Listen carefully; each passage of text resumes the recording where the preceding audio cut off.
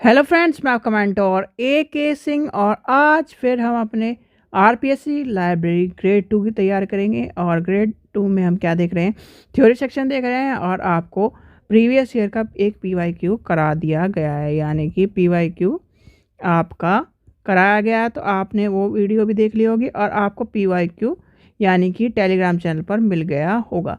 तो आपको क्या करना है, पहले क्या करना है, यूट्यूब चैनल को सब्सक्राइब करना है, यानी कि आपको क्या करना है, यूट्यूब चैनल को सब्सक्राइब करना है, वीडियो को लाइक करना है, शेयर करना है और टेलीग्राम चैनल को ज्वाइन करके रख लेना है। जितने भी आपके क्या है PDF हैं, यानी कि मॉक टेस्ट के PDF होंगे और PYQ के होंगे, वो सारे के सारे आपको कहाँ पर मिलेंगे, टेलीग्राम चैनल पर मिलेंगे। और जो भी स्टूडेंट राजस्थान के पेपर लेना चाहता है मात्र 30 रुपये में, वो आपको लिंक डिस्क्रिप्शन में दिया गया, वहाँ से ले सकता है। उसमें आपको RPSC library college level, RPSC grade 3 और RPSC ग्रेड 2 के सारे पेपर सॉल्व मिलेंगे विद ऑफिशियल आंसर की के साथ। तो चलिए आज की यानी कि आज की क्लास देखते हैं। आज का क्लास में हमें क्या पढ़ना है, यानी कि कल तक हमने क्या पढ़ लिया था, कल तक हमने सारे के सारे फंक्शन पढ़ लिए थे, उसकी विशेषताएं पढ़ ली थी और उसके कहीं ना कहीं चीज़ें पढ़ ली थी। सॉरी, हमने पढ़ ली थी कल, हमने स्पीसीज ऑफ लाइब्रेरी क्लासिफिकेशन पढ़ा था। आज हमें पढ़ना है फंक्शंस ऑफ कोलोन क्लासिफिकेशन और फंक्शंस ऑफ आपका DDC। ठीक है, चलिए फंक्शंस तो कहीं ना कहीं हमने पढ़ लिया, फीचर्स पढ़ने हैं आज, सॉरी फीचर्स पढ़ने। एक बार मैं सिलेबस और चेक कर लूँ। हाँ, फीचर्स पढ़ने हैं आपके, यानी कि आपका आज का टॉपिक है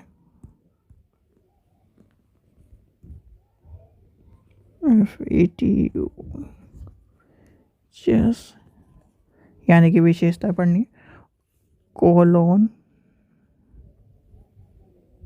क्लासिफिकेशन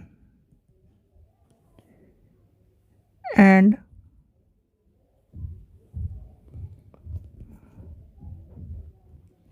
डेवी डेसिमल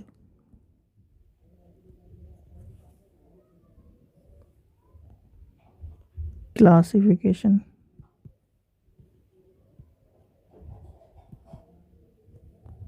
ठीक है, तो यानी कि हमें दोनों के बारे में पढ़ना है, CC के बारे में भी और DDC के बारे में भी।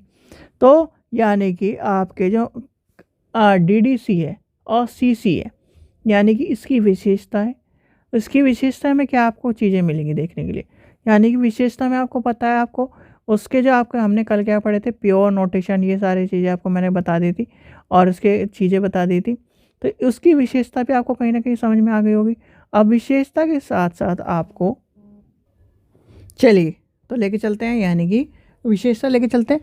पहले मैं आपको क्या है, सारे के सारे DDC के बता देता हूँ, फिर CC के ऊपर लेके चलेंगे हम, क्योंकि DDC कहीं ना कहीं ज़्यादा चीज़ों को लेके चलती है, यानी कि DDC।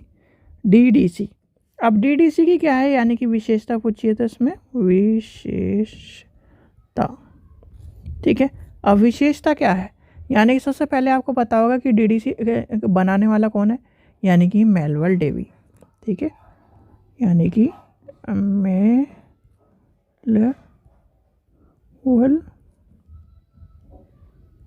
डेवी। ठीक है, फिर यानी इन्होंने क्या करा, मेलविल डेवी ने दशमलव संख्या को बनाया और कहीं ना कहीं आपके इन सब चीज़ों के महत्व को बताया। फिर आई कब, यानी कि आई कब एक तरह से, यानी कि ये लाया कब गया, इस तरह से वर्गीकरण एक तरह से पद्धति का जो चीज़ें हैं वो आई कब। तो आपसे कहीं ना कहीं क्वेश्चन जो पूछा जाता है वो आपको मैंने बताया, यानी कि 18 कब आई थी, 1870 कब आई थी। ये क्वेश्चन मैंने आपको कई बार करा चुका है कि DDC कब आया, DDC क्यों आया। तो DDC के बारे में जब आप क्वेश्चन पूछा जाता है, सबसे पहले आपसे ये पूछा जाता है कि DDC आई कब, यानी कि DDC जो है आपकी वो आई कब, और DDC पूछी जाती है, UDC पूछी जाती है। तो आपको ये पता होना चाहिए DDC आई कब, CC कब आया, आपका UC कब आया। तो ये आपको ध्यान में रखना है कि DDC कब आया, CC कब आया, UDC कब आया। तो आपको क्या बताया था, 18 क्या है, 1876। ठीक है, ये तीन चीज़ समझ में आ गई, यहाँ तक की चीज़ समझ में आ गई। पहला एडिशन जो था इसका पहला एडिशन थोड़ा सा आपको मैं इसलिए पीछे से लेके चल रहा हूँ विशेषता की जगह कि आपको पता है। तो पहला एडिशन जो था वो था 44 पेजेस का। क्या था? 44 पेजेस का पेजेस। अब आपने यानी कि कोई अगर एमलिव है या पीएचडी होगा, किसी भी सब्जेक्ट से पीएचडी, या फिर उसने कभी भी डिसर्टेशन या थीसिस लिखी है, तो आपको पता होगा कि जब डिसर्टेशन और थीसिस लिखते हैं हम 5 चैप्टर लिखते हैं। ठीक है, 5 चैप्टर लिखते हैं। तो 5 चैप्टर में उससे पहले हम क्या बनाते हैं? सिनॉप्सिस। और क्या है आपकी सिनॉप्सिस बनाते हैं। सबसे पहले हम सिनॉप्सिस बनाते हैं, सिनॉप्सिस प्रेजेंटेशन होती है। फिर क्या है आपकी डिसर्टेशन का यानी कि टॉपिक का और ये सब चीज़ें आपको मिलता है कि क्या क्या चीज़ें करनी है, क्या क्या कौन सा सैंपल लेना है। ये सब चीज़ें आपको जो चीज़ें समझ रहे होंगे उसके उन्हें पता चल रहा होगा कि सैंपल और ये सब चीज़ें कहाँ कहाँ से टूल, कौन सा टूल यूज़ होना है। तो ये सारी चीज़ें हमें डिसाइड हो जाती है। फिर हमारा क्या है आपका सिलेक्शन ऑफ टॉपिक के यानी कि टॉपिक सिलेक्शन हो गया। फिर आपकी सिनॉप्सिस प्रेजेंट हो गई। सिनॉप्सिस प्रेजेंट होकर सारे के सारे आपको टूल पता चल गए, जनसंख्या कौन सी लेनी है, न्यायाधीश कहाँ का है। तो ये सारी चीज़ें कहीं ना कहीं तय होने के बाद जब हम अपनी क्या है थेसिस और इस पे डिसर्टेशन पे काम करते हैं, तो कहीं ना कहीं उनसे उसके बाद एक समरी रिपोर्ट बनाते हैं हम। तो क्या है समरी रिपोर्ट? यानी कि उस टाइम की थेसिस यानी उस टाइम की पूरी रिसर्च 44 पन्नों में करी हुई है, और उसमें कहीं ना कहीं 2 से 3 पन्नों में इन्होंने क्या करा है, सारी चीज़ें बताई गई, नहीं तो और सारी चीज़ें उसकी डिस्क्रिप्शन, इंट्रोडक्शन, ये सब चीज़ को दिखाया गया है।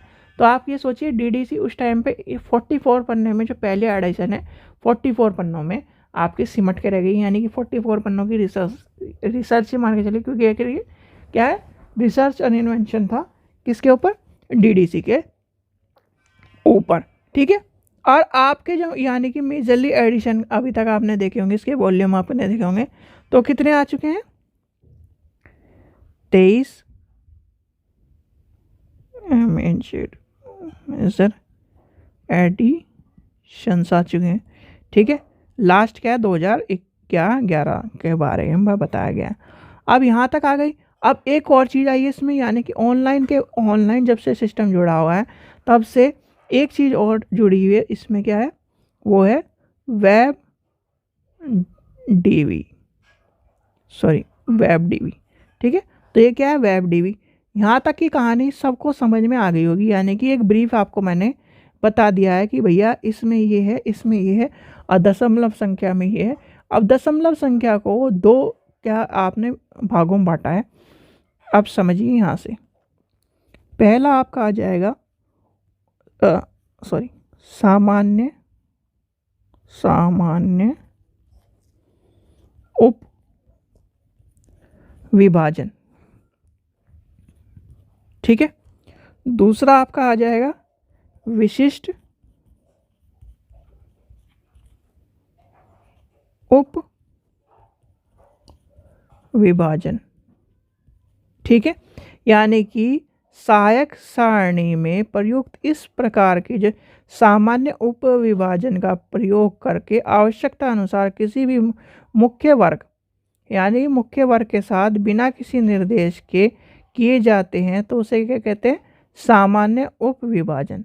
अब दूसरी क्या है? विशेष उप विभाजन में क्या होता है? विशेष उप विभाजन में जैसे मान के चलिए सहायक सारणी के प्रयुक्त इस प्रकार का जो क्या है सामान्य उप विभाजन जिसका प्रयोग एक तरह से ना होकर किसी मुख्य विशेष के लिए, यानी मुख्य विशेष सहायक की जगह मुख्य विशेष के लिए हो रहा है कि अथवा किसी मुख्य वर्ग के विशेष के लिए निर्मित होता है, इस प्रकार के उप विभाजन को विशिष्ट उप विभाजन कहा जाता है। सहायक सारणी की तुलना यानी तालिका में क्या होता है? जैसे 3, 4 और 6 के विभाजन है, और ये विभाजन क्या होते हैं? इस श्रेणी के अनुसार रखे जाते हैं।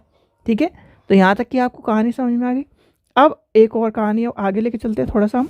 अब आते हैं यानी कि अपना दशमलव वर्गीकरण की विशेषता, यानी कि अब आएगी आपकी विशेषता डीडीसी विशेषताएं।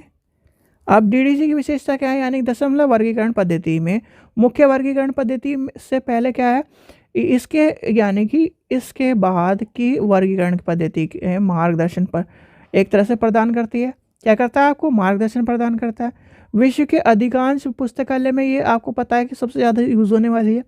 पर सबसे ज़्यादा यूज़ होने वाली एक कॉन्सेप्ट आपको पता है भैया, सबसे ज़्यादा यूज़ ज़रूर होती है, पर आपकी जो यूडीसी है ना, यूडीसी वो सबसे ज़्यादा लैंग्वेजों में है।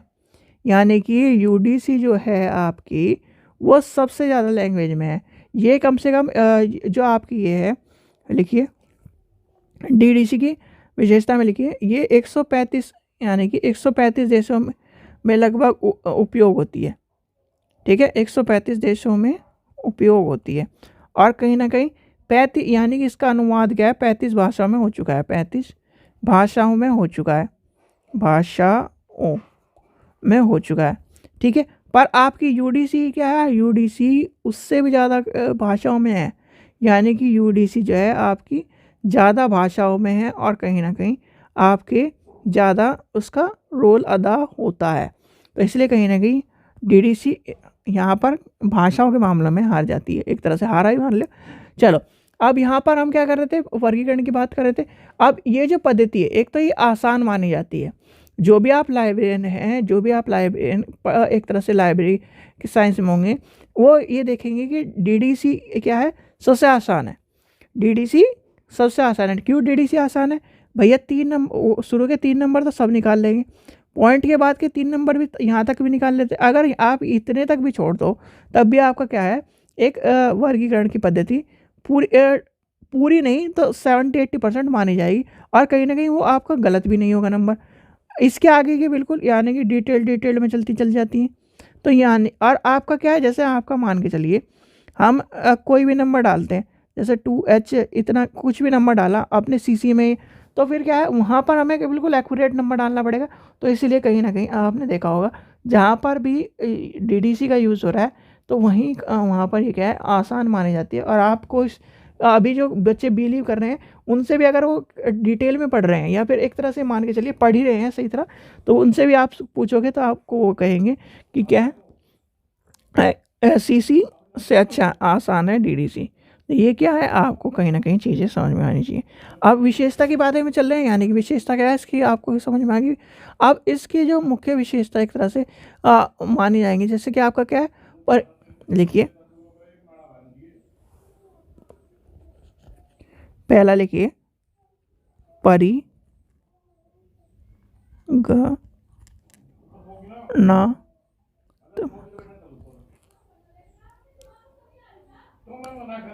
पद्धति। चलिए आगे देखते हैं, यानी कि पहला क्या है, परिगमनात्मक पद्धति, जिसे हम क्या कहते हैं, जो हमने कल पढ़ा था, इनब्रेटिव स्कीम। फिर दूसरा क्या है आपका, दूसरे में आपकी आ जाएगी विशेषता में शुद्ध अंकन, यानी कि है शुद्ध अंकन, यानी कि प्योर नोटेशन। फिर उसके बाद क्या आ जाएगा आपका, पदानुक्रमिक अंकन। फिर क्या आएगा आपका,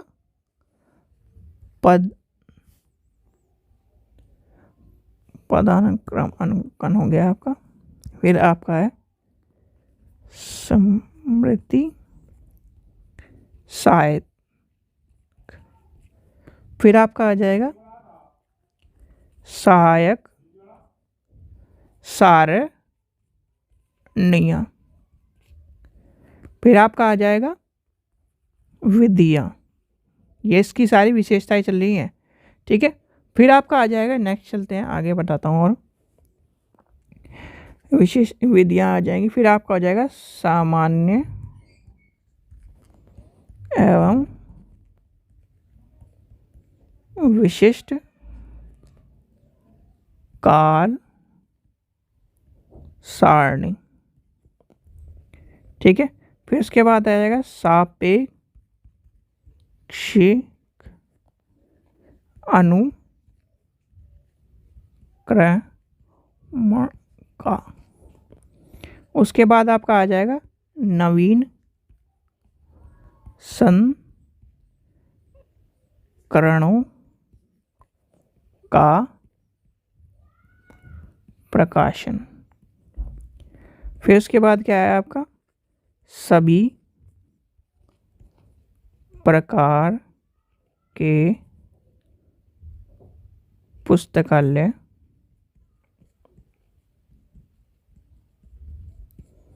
के लिए उपयोगी। ठीक है, तो ये आपके कहीं ना कहीं सारी चीज़ें आपके लिए इम्पोर्टेंट है। जैसे कि आपको मैंने बताया 135 देशों में है, लगभग 35 भाषाओं में है। ठीक है, ये आपका चीज़ें आपकी इम्पोर्टेंट आती है। फिर आता है यानी कि मार्क के बारे में आ जाता है, मार्क में भी उपयोगी लाया जाता है। तो ये सारी चीज़ें आपकी क्या है, डीडीसी से रिलेटेड है और डीडीसी से आपको जानने के लिए मिलती हैं। अब इसी तरह हम चलते हैं अपने, और जो भी स्टूडेंट क्या है यूजीसी नेट की तैयारी कर रहा है और सीटेट की तैयारी कर रहा है, वो हमारे चैनल से प्रीवियस ईयर और नोट ले सकता है। चलिए अब आते हैं सीसी पर, यानी कि सीसी की विशेषताएं। सीसी के पापा कौन है, यानी कि आपकी कोलोन क्लासिफिकेशन में अगर हम कोलोन क्लासिफिकेशन की बात करें तो सीसी के पापा कौन है, यानी कि सीसी बनाई किसने है, सीसी को लाने वाला कौन है। भाई आपको मैंने एक चीज़ बताई थी, जब कोलोन क्लासिफिकेशन की बात आएगी, कोलोन क्लासिफिकेशन कहाँ से रिलेटेड है, कोलोन क्लासिफिकेशन आपके इंडिया से रिलेटेड है। और कोलोन क्लासिफिकेशन का मतलब ये है इंडिया, यानी कि कोलोन क्लासिफिकेशन हम लेके चलेंगे तो कोलोन क्लासिफिकेशन कहाँ से रिलेटेड हो गया, इंडिया से रिलेटेड होगा। अब इंडिया से रिलेटेड हो गया तो यानी कि आपको इंडिया के बारे में, यानी कि इंडिया में एक तरह से चीज़ें पता लगी। अब कोलोन क्लासिफिकेशन, जब हम लाइब्रेरी के में कोलोन क्लासिफिकेशन लेके चल रहे हैं और सारी चीज़ें इस चीज़ की लेके चल रहे हैं, कोलोन क्लासिफिकेशन लाने वाले कौन है, ये सब चीज़ें जान रहे हैं, तो आपको पता भी होना चाहिए इसके फादर कौन है, यानी कि पापा कौन है। तो फादर ऑफ लाइब्रेरी साइंसेस के हैं, यानी कि father of Indian library science जिसे कहते हैं, वो है SR रंगनाथन जी, रंगनाथन, जिसके इनकी फुल फॉर्म क्या है आपसे पूछी जाए तो सियली रामातिरी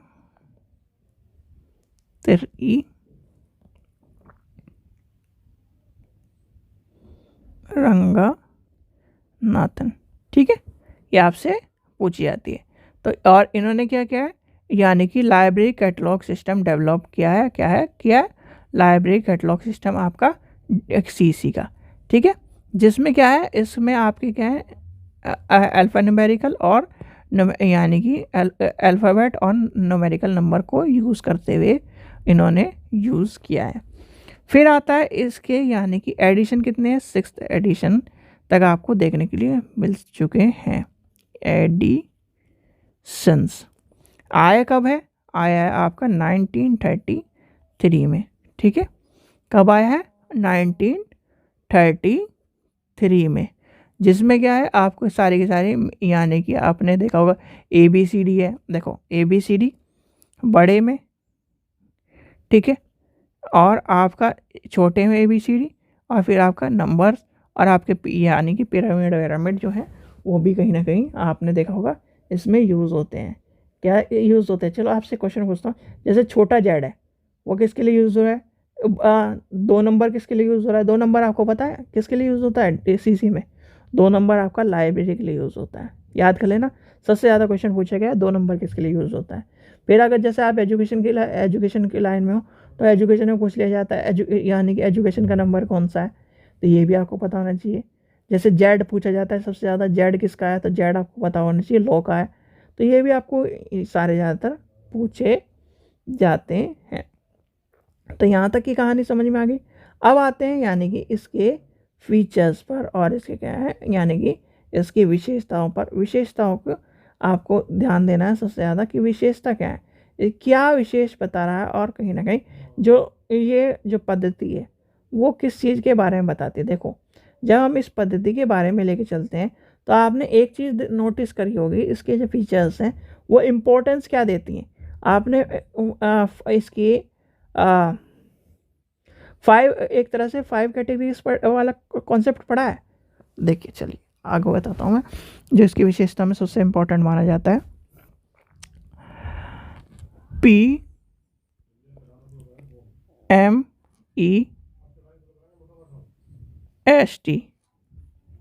ठीक है, जिसे हम क्या कहते हैं, ये इसकी विशेषता है जो क्या करता है, आपकी पर्सनैलिटी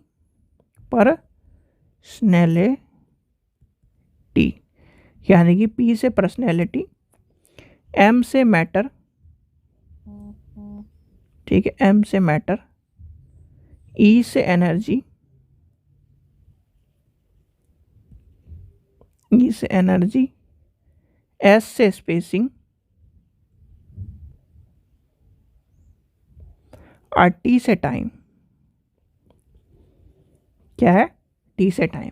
तो ये कहीं ना कहीं आपको पता होना चाहिए, ये क्या है, सीसी यानी कि आपकी सीसी की विशेषता है। सीसी क्या करते हैं भाई, इनका कहना है जो किताब यानी कि जो सोर्स आया है उसकी कोई पर्सनैलिटी होगी, ठीक है, उसका वो किस मैटर की है वो भी आपका होगा, उसकी कोई एनर्जी होगी, कोई स्पेसिंग होगा, फिर कोई टाइम होगा। टाइम क्या है, आपको मैंने एक कहानी बताई थी जो आपके क्वेश्चन में आया था, राजस्थान वाले पेपर में क्वेश्चन आ रहा था कि आपने इस तरह से यानी कि आपने इस तरह से N97 से लेके और वो वाली कहानी वो क्वेश्चन देखा होगा। तो वो क्वेश्चन क्या कहता है कि आपका जो स्पेसिंग है यानी कि आपने जो क्वेश्चन पूछा था, तो वही क्वेश्चन, जैसे कि आपका 1 मिनट आपको मैं क्वेश्चन भी दिखा देता हूँ। क्वेश्चन, चलिए वो क्वेश्चन में रुक जाए, 1 मिनट में दिखाता हूँ आपको।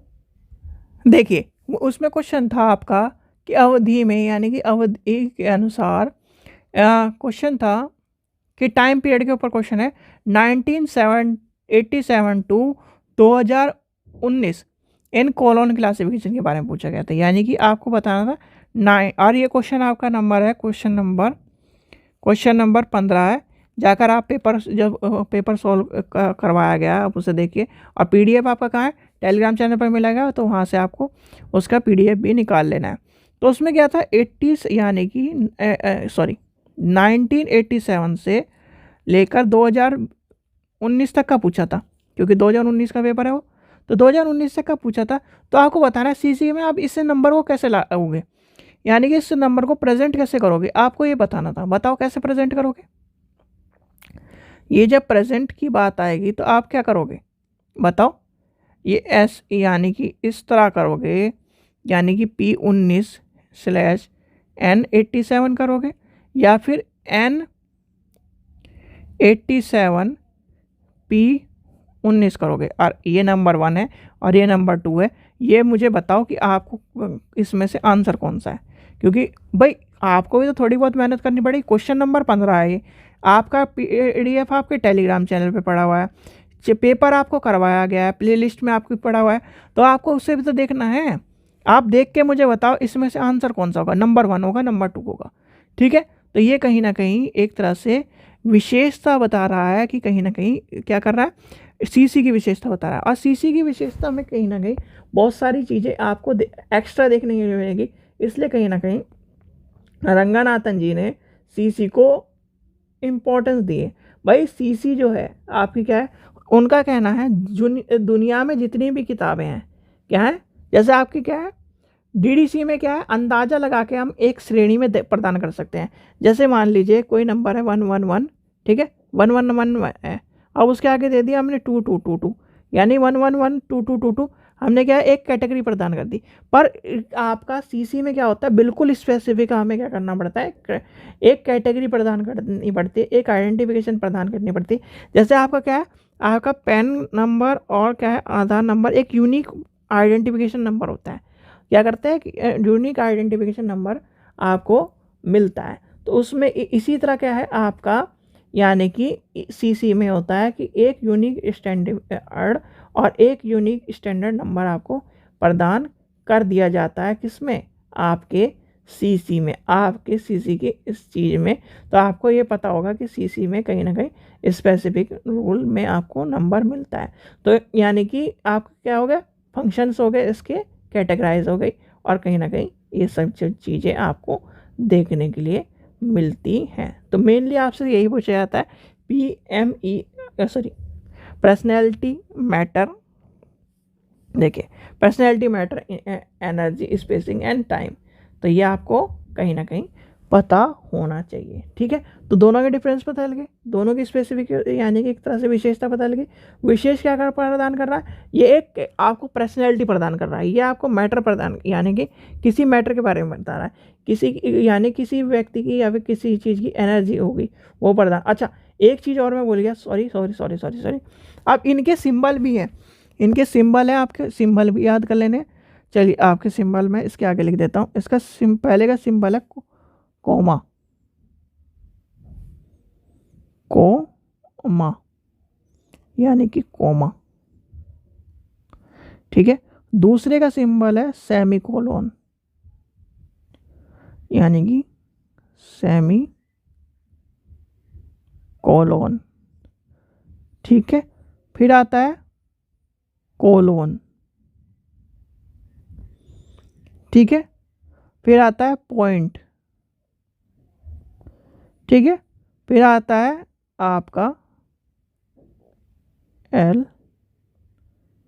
एपोस्ट्रोपी, एक मिनट, एपोस्ट्रोपी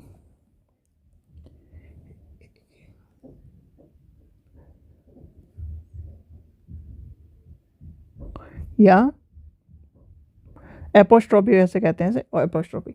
तो आपको ये सारे यानी कि इस चीज़ को याद कर लेना है। सबसे ज़्यादा क्वेश्चन पूछा जाता है इंपॉर्टेंट, मोस्ट इंपॉर्टेंट लगा लीजिए, मोस्ट इंपॉर्टेंट। ठीक है, 3 बार मोस्ट इंपॉर्टेंट में लगाओगे तब भी क्वेश्चन आपका आता ही है। आपसे या तो फुल फॉर्म पूछ लेगा, यानी कि आपसे पूछेगा PMEST में E डिनोट क्या करता है, S डिनोट क्या करता है, T डिनोट क्या करता है, P डिनोट क्या करता है, इस तरह पूछेगा। फिर आपसे पूछ लेगा PMEST में P का क्या है, सिंबल क्या है, तो ये क्वेश्चन पूछ लेगा। तो इस चीज़ का ध्यान रखना बच्चों। ठीक है, ये आपको सारी चीज़ समझ में आ गई, DDC भी समझ में आएगी, CC भी समझ में आएगी, विशेषता भी समझ में आएगी।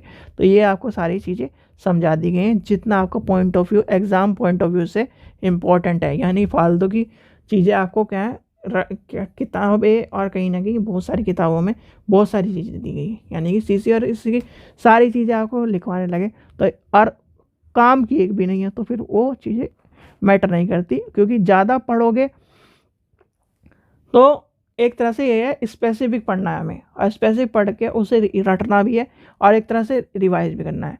तो वही चीज़ हमें कहीं ना कहीं एग्जाम में देखने को मिले, वही चीज़ आपको करवाई जा रही है। ठीक है, चलिए आशा करता हूँ आपको वीडियो पसंद आई। वीडियो पसंद आई तो लाइक करें, चैनल को सब्सक्राइब करें, वीडियो को ज़्यादा शेयर करें। Thank you.